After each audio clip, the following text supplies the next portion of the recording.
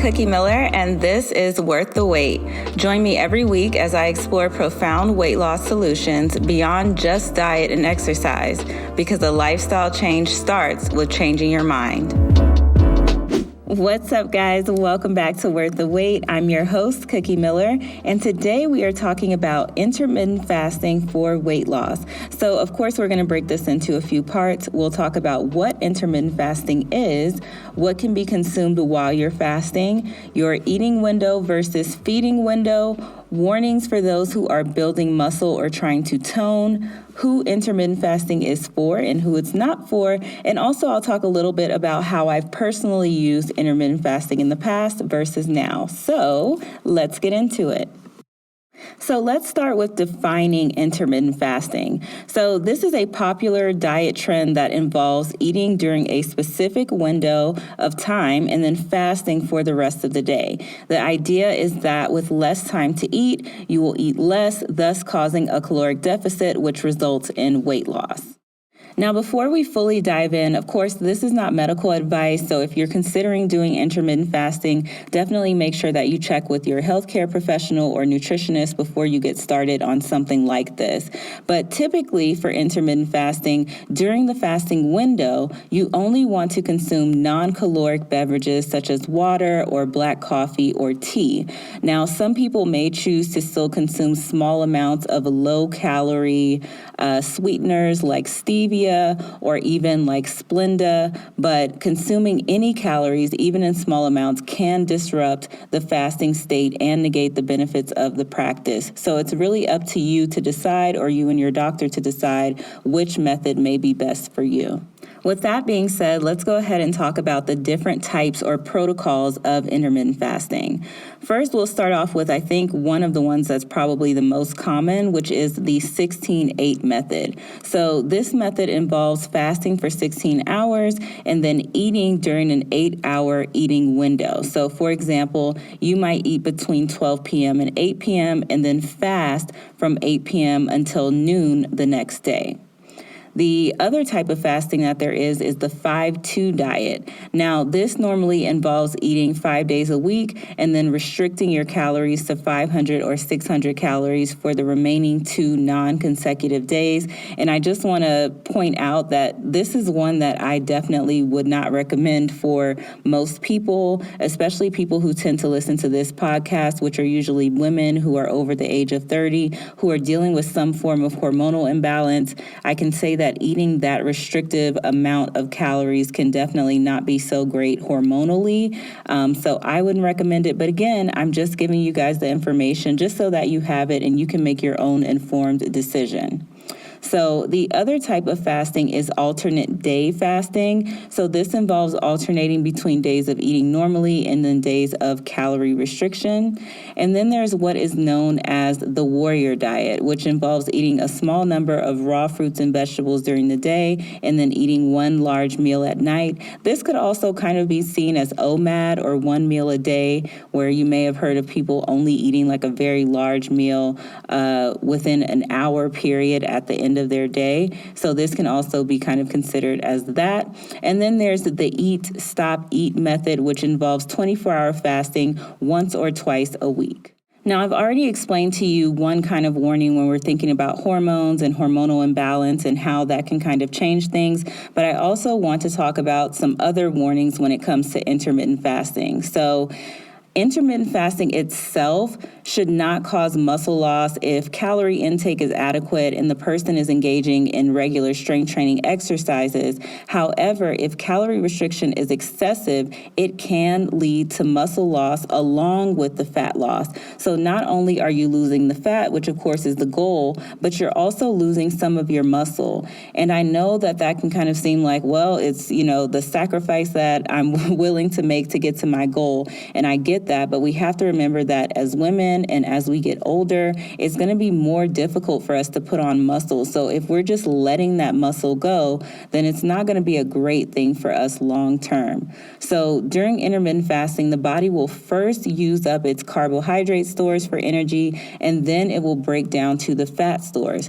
So if the fast is prolonged and carbohydrate stores are depleted, the body will start to break down the muscle tissue to convert amino acids into glucose, which is a process called gluconeogenesis. So if you are going to still choose to participate in intermittent fasting to try to combat the muscle loss that may come with it, it's important that you are consuming enough protein and engage in strength training exercises during your intermittent fasting. And it's also important to ensure that your overall caloric intake is not too low. Now let's talk about who intermittent fasting is not for. So intermittent fasting may not be the best approach for individuals with a history of binge eating, as it may end up triggering disordered eating patterns, emotional distress, and preoccupation with food. So binge eating is characterized by eating a large amount of food in a short period of time, often to the point of feeling physically uncomfortable, and is often accompanied by feelings of guilt and shame. So if you guys have followed my journey for a while, this is something that I posted about quite a bit in the beginning of my journey, just having that issue with binge eating where I wouldn't eat much during the day. And I was kind of doing my own, version of intermittent fasting and then binging at night. Or maybe you're someone who is embarrassed about your relationship with food. So when you're out with other people, you tend to eat these smaller portions that really aren't filling you up. And then you go out and you get something else and you binge on that because that's what you really wanted and that's what you really needed to feel satiated. So if you're someone who has that type of patterned eating, then this may not be the best approach for you because, again, it's kind of just mimicking the intermittent fasting and then it's reinforcing those behaviors that you are trying to change.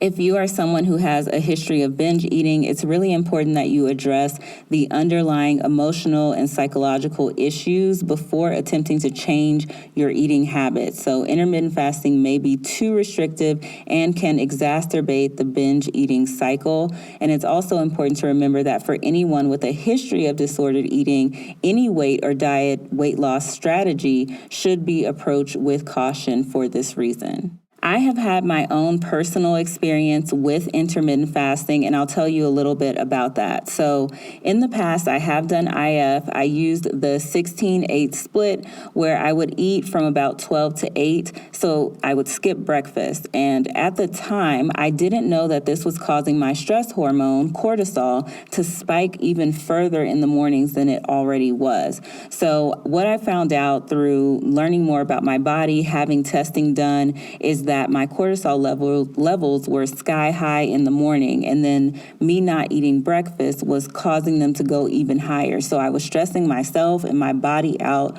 more than I needed to by doing this. So once I knew better and knew more about my specific body, I stopped skipping breakfast and began to eat in the morning, and I felt a lot better. I've also tried the 24-hour fasting, and what I noticed with that is that I lost muscle extremely fast. Even though I was hitting a sufficient amount of protein on the other days that I wasn't fasting, and I was eating a sufficient amount of calories on those days, I noticed that my body seemed to lose muscle noticeably fast. So what do I do now?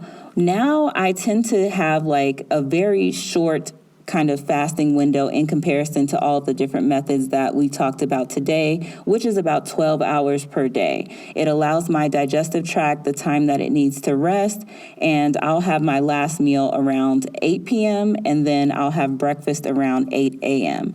And I found this to be the best method for me personally, and it also stops me from having that late night snacking. I know I'm 10 years into this thing and have kept the weight off for all this time, but when you have have a relationship that you're trying to heal with food that has lasted for most of your life, it's still tough, even when you're at the 10-year mark. So for me, having that cutoff time around 8 p.m., again, really just helps me to negate all of the late night snacking that I used to do and that if I'm not careful, I will still do. So I think that more so than the fasting itself, the benefit that I'm actually getting or where I'm actually getting the benefit from is the fact that I'm not eating so late to where I end up just kind of eating things that are really just keeping me awake, right? Because whenever you tend to be up late and you start to snack on things, what do you go for? You go for like chips or cookies, things that have sugar in them, mostly because you probably need to be going to bed, right? Or at least that was the case for me. Like I needed to be going to bed, but because I wasn't going to bed and I was wanting to stay up and continue to watch Netflix or continue to scroll, then I would go for the things that I could just easily kind of eat. Those things would give me a quick sugar rush and it would allow me to stay up another hour, another 2 hours, and so on and so forth. So for me, this helps in many ways. One way, like I said, is the late night snacking. And then the other way is just actually having a decent bedtime and having a good time to go to sleep and also get away from my screens and kind of reset my body and allow my body to actually rest. Now, if you're someone who doesn't necessarily have a poor relationship with food or you don't have a history of disordered eating, I think that there doesn't necessarily need to be a cutoff time that you stop eating in the evenings. You should be able to listen to your hunger cues, listen to your body, and be able to tell, like if you're hungry, you'll have maybe a small little snack or something like that. This is just speaking to my personal experience and the experience of many others that I've worked with, because the women who come to me tend to have those same issues that I've had in the past. So now you know more about intermittent fasting, you know about the benefits, you know about the potential drawbacks or risks. You know that intermittent fasting can cause weight loss by just creating a caloric deficit. We highlighted the different types of intermittent fasting and also highlighted the fact that it's important to note that this may not be suitable for individuals with a history of binge eating, as it may trigger disordered eating patterns. So it's important to address the underlying issues before attempting any new diet or fasting plan. Thank you so much for listening to this week's episode of Worth the Wait. Remember, if this episode or any of our episodes have helped you, please consider taking a screenshot of the episode, posting it on IG, tagging us at Worth the Wait Podcast, or tagging me at Cookie Miller, and we will be sure to repost. I will talk to you guys next week. Bye.